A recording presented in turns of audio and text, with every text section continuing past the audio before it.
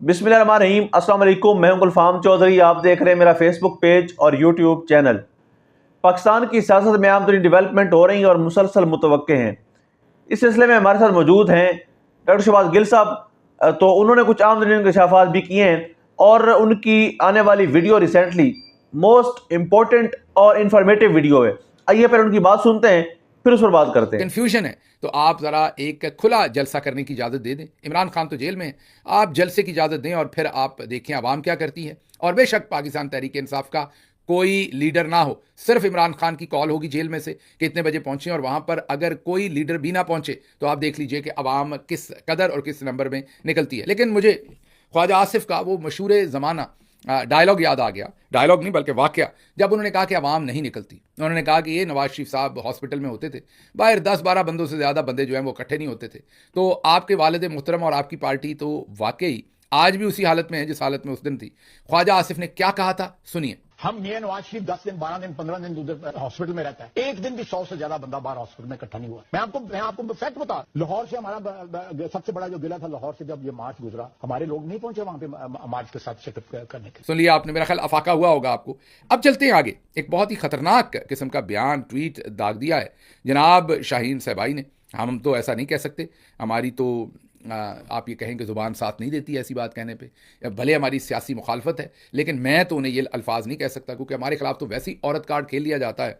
और अगर हमने कोई ऐसी बात कर दी होती तो ये औरत कार्ड हमारे पीछे तो ऐसे डाला जाना था कि जैसे पता नहीं कोई बहुत बड़ा जुर्म कर दिया। लेकिन अब हमने तो रिपोर्ट करना है, क्योंकि जाहिर है मामला जो हैं वो सामने हैं कि अब जो शाहीन सवाई हैं बहुत ही सीनियर जर्नलिस्ट हैं, एडिटर रहे हुए हैं। बहुत सारे बड़े बड़े जुगादरी सहाफ़ी जो आपको आज नज़र आते हैं, उनके ये उस्ताद मोहतरम रहे हैं सहाफ़त के। इन्होंने उन्हें सहाफ़त सिखाई है, उन सब ने इनसे सहाफ़त सीख कर की है। अब उन्होंने एक ट्वीट किया है, उन्होंने कहा कि ये तस्वीरें पीछा नहीं छोड़ेंगी। बेटी ये क्या हो रहा है, ये टाइटल है उनके स्मॉल आर्टिकल, कॉलम कह लें, उनकी तहरीर का। जिसने भी ये तस्वीरें लगाने का हुक्म दिया, इसने मरियम नवाज़ को जनरल रानी जैसी हसीनाओं की सफ़ में खड़ा कर दिया। शाहीन सहबाई साहब कह रहे हैं कि अब मरियम नवाज शरीफ साहबा जो है वो जनरल रानी, जी हाँ जनरल रानी, वो मशहूर मारूफ कैरेक्टर है जो याया खान के साथ रिलेशनशिप में थी, और एक बदनाम ज़माना वो उनकी जो एक आप कहें कि एसोसिएशन है, या वो कोई बहुत ही मुस्बत अंदाज में तारीख़ उनकी एसोसिएशन को याद नहीं करती। बहरहाल उन्होंने कहा कि हसीनाओं की साफ में खड़ा कर दिया, जो किसी भी बड़े आदमी के साथ तस्वीर खिंचवा कर बाकी सारी हसीनाओं को जलाया करती थी। अगर ख़ुद मरियम ने यह ख्वाहिश जाहिर की तो उनका दिल तो बहुत खुश होगा। वो आज फिर एक बंदूक वाले की नज़रों में समा गई हैं। मगर ऐसी ख्वाहिश एक नाचने या गाने वाली तो कर सकती है, मगर ये तो 14 करोड़ आवाम की लीडर बनती हैं। क्या वो इन 14 करोड़ कीड़े मकोड़ों को बताएंगी वो किस मिशन पर है? ये जो इन पर लचा लचा कर, उन्होंने लजा नहीं, मेरे ख्याल लचा लचा लिखा है, ये जो इन पर लचा लचा कर मुस्कुरा कर नज़रें डाल रहे हैं और वो शर्मा रही हैं, ये तो कुछ दिन में या महीनों में रिटायर होकर मुल्क से फ़रार हो जाएंगे। तो मोहतरमा फिर आपकी तरफ कौन देखेगा? एक फ़ौजी कप्तान को तो आपने इस्तेमाल करके घर से निकाल दिया, बेचारा कमज़ोर था, कंबल उठाकर चला गया। अब आप नानी होके एक जनरल साहब से शर्मा रही हैं। वो नहीं तो उनके वालिद साहब ही आप अपने ख़ानदान की इज़्ज़त का भरम रख लें और पूछ ही लें कि बेटी ये क्या हो रहा है। मगर क्या वहाँ भी सौदा हो चुका? अगर हो गया तो बता दें किस कीमत पर। इन सवालों का जवाब आप सबको देना ही होगा। बहुत ही सख्त ट्वीट है।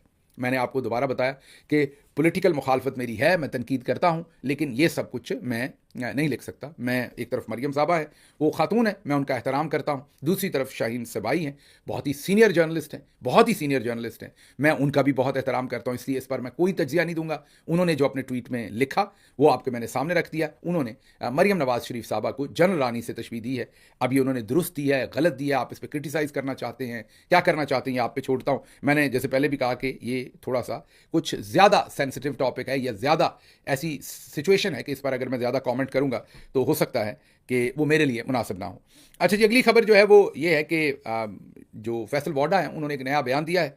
उन्होंने कहा है कि जो शेर अफजल मरवत हैं वो मेरी पार्टी से हैं। जी हाँ, क्योंकि वो बार बार पूछ रहे थे कि मुझे क्यों निकाला, तो जाहिर है जब निकाल दिया तो किसी अगली पार्टी के लिए भी तो बातचीत होनी है। तो फैसल वाडा साहब ने खुद से क्लेम किया कि शेर अफजल मरवत मेरी पार्टी से हैं। अब फैसल वाडा साहब का तो सबको पता है कि वो किस पार्टी से हैं, तो जब वो ये कह रहे हैं कि वो मेरी पार्टी से हैं, मतलब कि इस्टेब्लिशमेंट की तरफ वो इशारा कर रहे हैं। लेकिन अब मुझे नहीं पता कि मरवत साहब ये एक्सेप्ट करते हैं टाइटल के वो उनकी पार्टी से हैं या नहीं है, ये मेरे इल्म में अभी तक नहीं है। लेकिन शेर अफजल मरवत साहब का एक और बयान जो है वो सामने आ रहा है। उन्होंने कहा मैं ही खान हूँ, मैं ही पीटीआई हूं और मैं ही लोगों को लीड करूंगा। तो उन्होंने अपने आप को एक मुतबादल लीडरशिप के तौर पर पेश किया है। देखते हैं, आपके सामने मैंने उनके बयान रख दिए। तज्जिया मैं कोई नहीं कर रहा, इसलिए नहीं कर रहा कि उनको ये ना लगे कि मैं कोई एजेंडा ड्राइव कर रहा हूं। आपके सामने उनके तमाम बयान रख दिए हैं, फैसल वाडा के भी रख दिए हैं, और उनका ये बयान जिसमें उन्होंने ऑलमोस्ट एक्यूज कर दिया है जनरल बाजवा को, साकिब निसार साहब को और पाकिस्तान तहरीक इंसाफ को कि नवाज शरीफ को जाली झूठे केस में निकलवाया था और नवाज शरीफ को विंडिकेट करने की उन्होंने कोशिश की है। वो बयान भी उनका हमने आपके सामने रख दिया है।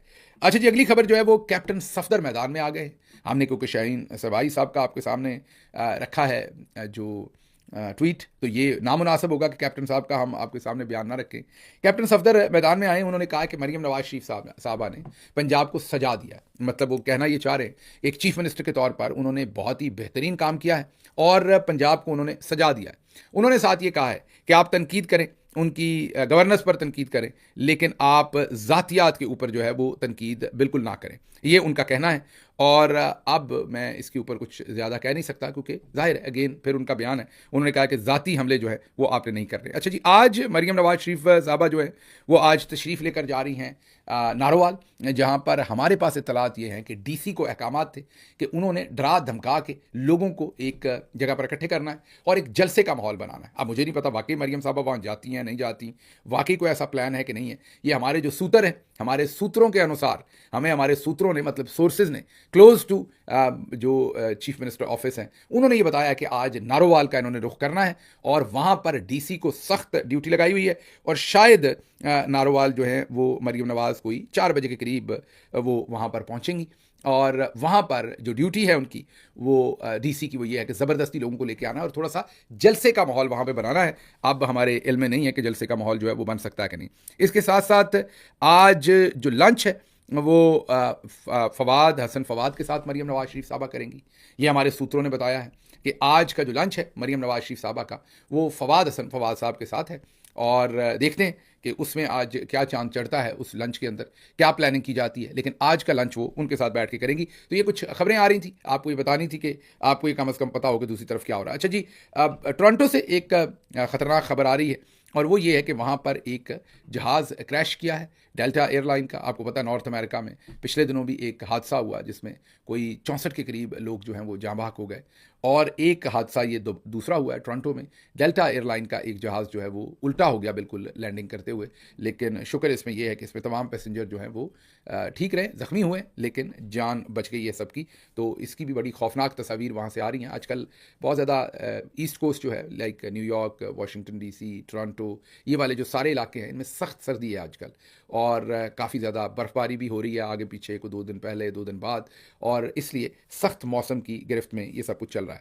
अच्छा जी, अगली खबर जो है वो शाहिद हसन सिद्दीकी, उन्होंने कहा है कि क्या आपको नहीं पता, आवाम को नहीं पता कि ईरान का तेल आज भी स्मगल होकर आ रहा है। उन्होंने कहा कि ये कोई छोटी मोटी डब्बी में तो आता नहीं है कि जेबों में आता है, ट्रक। जी बिल्कुल, जिस तरह से आपने डॉक्टर शहबाज गिल साहब को सुना, उन्होंने बताया कि पाकिस्तान की सियासत में कितनी ज़्यादा तब्दीलियाँ मुतवक्के हैं और इंटरनेशनल सतह पर जो वाशिंगटन DC है और डोनाल्ड ट्रंप की हुकूमत के हवाले से कुछ अहम तरीन चीज़ें हैं वो भी उन्होंने शेयर की। अब तक इतना ही। अल्लाह पाक वतन अजीज़ का हामी और नासिर हो। पाकिस्तान जिंदाबाद।